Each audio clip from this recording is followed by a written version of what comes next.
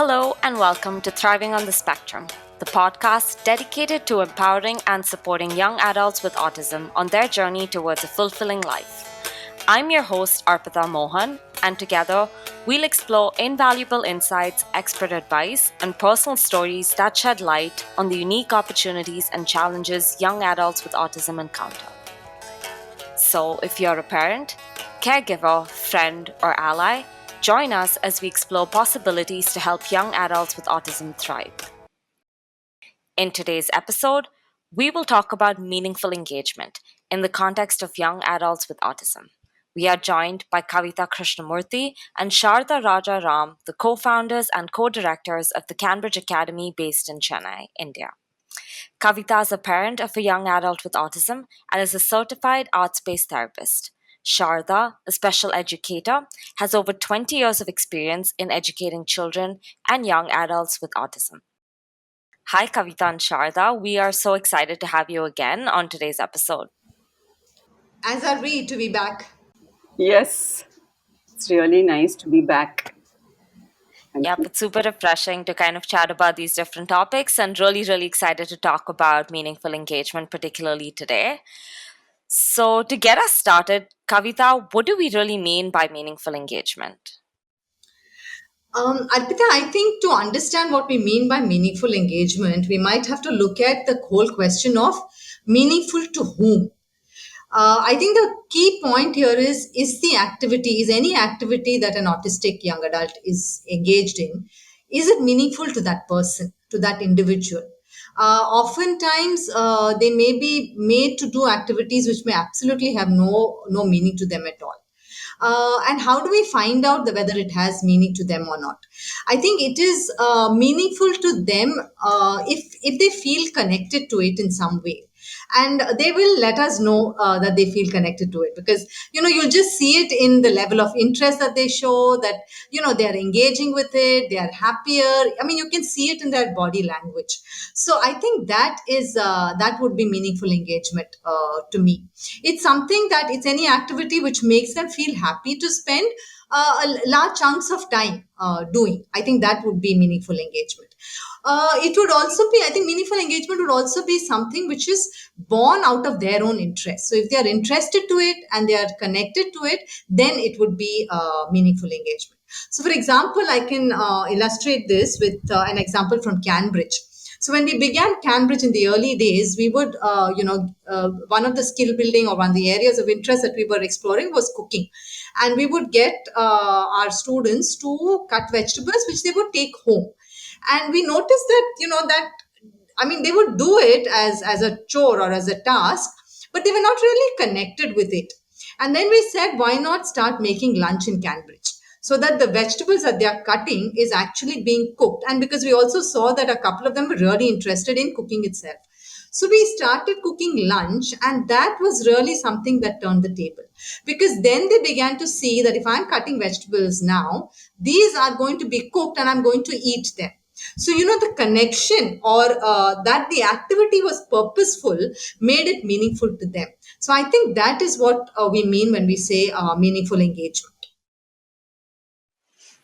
No, that's really interesting. And I think I really like the points about like connection and feeling like really interested in it. I think like that's also something that I find super meaningful. So I guess from that perspective, like one of the questions I have is for both Sharda and Kavita here is like from your experience, how do you really go about identifying such interests in autistic individuals? So I think what we look for first is really observe them to see what is it that they are drawn towards.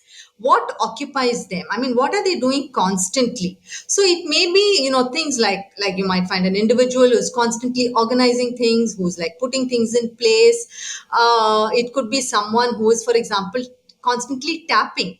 Now that actually suggests a lot of rhythm in the person. So we can look for activities which may be rhythmic to start the exploration process. So this may be rhythmic in terms of, for example, drumming, but it can also be other rhythmic activities, like weaving is also a rhythmic activity.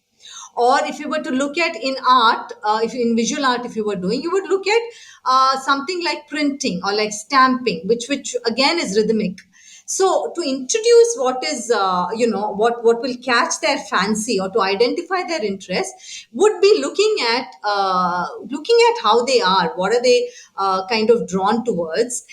It could also be something sensory. For example, somebody may be liking to touch a lot. Now, what can, if they're liking to touch a lot, what could we do with that? What are the kind of activities which involve touch that can be used? It could be like doing collage work in visual art. It could be doing something with fabric, different kinds of textures. So I mean, one would, start the exploration process by introducing many of these things, and then seeing where, their interest is kind of getting. I mean, where is that spark coming from? Where is something that happens that, kind of their eyes light up and they really like kind of want to engage with it? That's what we look for. Outside of what you said, Kavitha, there are some other considerations for interest building that we have seen. Like, for example, when they are not exposed to activities in their younger days and they find something very new which they've never come across, they seem to find, some like that spark you said, no, this is something I could probably try out. That we have seen. And for some of them, they have learned a few skills earlier and probably not taken to it. It's good to actually reintroduce them now, but you never know. It may work for them now or it may not. But we can always give it a try and reintroduce, because that's a skill that they have learned. Like, for example, the weaving. There were a couple of our boys who were very well versed with weaving, but slowly, suddenly, they have lost interest. But we have reintroduced it again, hoping that probably they may take to it. We will know, like, whether they are going to pursue it or not. So that is something we have to keep in mind. Uh, Yeah, when sorry. So one is that they may, take back to it. I mean, they may come back to it, and they also might not. Might And so, not. we that process of exploration continues. It's like cyclical. I mean, they've like gone through a cycle with one activity, and then they might want to do something else. So, I mean, as facilitators, I mean, we need to kind of keep that open and see what would be the newer area of interest that might emerge. Yeah, I think that's an ongoing process. That makes a lot of sense. And I guess, yeah, I kind of hope I can find that spark in me too. But on that note, I mean, like, personally, I feel like there are like times when I have interests, many of them maybe be it like tennis or music, but sometimes I really do lack those skills for it. So, Sharda, have you observed such mismatches when you look at these interests and in these skills in your students? And how do parents and like special educators support their pursuits? Yeah, we have seen that with some of the skills, the student is really interested in a particular activity or particular thing to do, but he's not completely equipped to do it on his own without support. For example, he's very interested in cooking and the prep work, which, say, chopping vegetables, but he doesn't have the mastered knife skills, I can say. So we introduce him to using a chopper, which he uses so comfortably and is able to chop the vegetables as good as how we do it with the knife. So that kind of accommodation is what we need to do to support their interest. And if some of them need a visual schedule which will keep them on track, yes, we can do that for them. So these kind of accommodations is what will help them to sustain their interest and kind of take it further. Also, I feel, I mean, one way of looking at this whole area of interest is that we ourselves, as facilitators, broaden our ideas of what the areas of interest could be. So we'll have to look at, some out of the box kind of ideas also. It could be pursuing a sport. It could be pursuing an art form. I mean, it could be different kinds of Yes. activities. It doesn't have to be, some, the more traditional or the kind of activities that we are generally used to. We might have to think out of the box and look at introducing those areas also.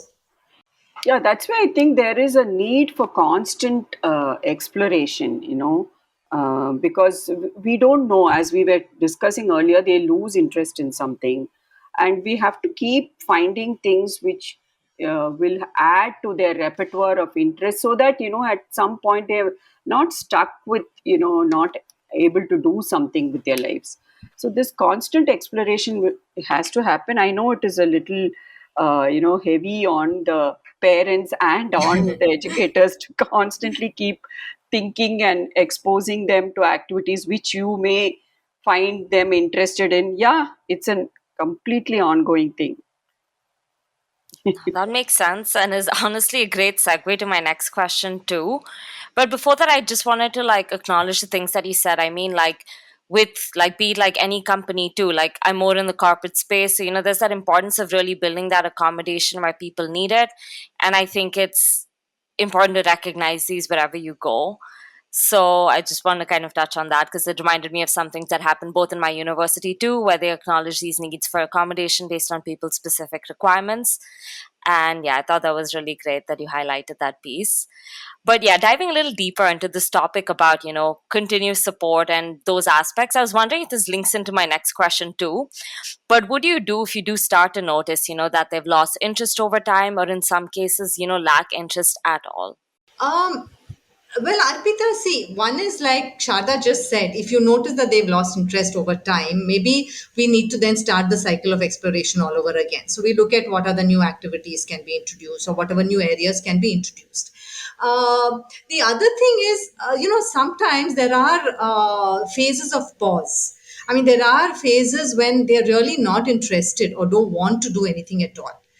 I think at that when they're going through these kind of phases, it makes sense to just leave it for a while. I think we need to respect that for whatever reason at this point of time they're not feeling very highly motivated to do something, and I think we just let it be, let it lie for a while, and maybe over time reintroduce with something else. And in the limited experience we've had, we do find that they do come back, maybe not in the same activity or the same set of activities that they were doing earlier, but they are willing to engage even when they come back. So I think what's important is to be very alive to where that individual is at that point of time.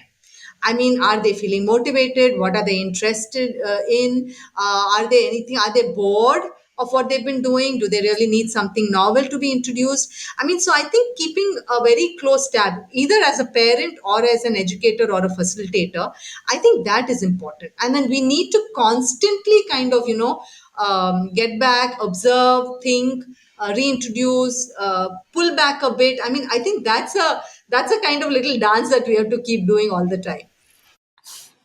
No, I love that. And I think like a lot of these points that you mentioned so far is so like related to some of the episodes that we're going to have later as well. Like you mentioned the importance of like continuous learning and support. And I think it's like a great precursor to the next few episodes that we have, which would dive into these topics as well. I mean, I thought this was a lovely discussion with both of you and another great one that we've had. It's a great time to wrap it up as well. And just reflecting on what you've said so far, I could see a couple of key takeaways that really stood out to me from today's discussion. One of which is that it's really important for engagement to be motivating and of interest to truly be meaningful. And two, you really need to look out for what they are drawn towards and consider these exploratory activities to identify such interests. And third, in terms of once you recognize that while interests may be far and wide, there is a need to consider these accommodations to support skill building. And lastly, building that meaningful engagement is not necessarily a one time activity, but rather it's really a continuous process of training and support over the life of an individual with autism. And I think this applies to everyone. Thank you so much for joining us today. If you haven't already, make sure to subscribe to our podcast on your favorite platform so you never miss an episode filled with inspiration, support, and hope. On our next episode, we will be joined by Sushma Nagarkar and Nikhil Sharma and will cover topics related to meaningful engagement at Cafe Arpan. Until next time, take care, stay positive, and keep thriving.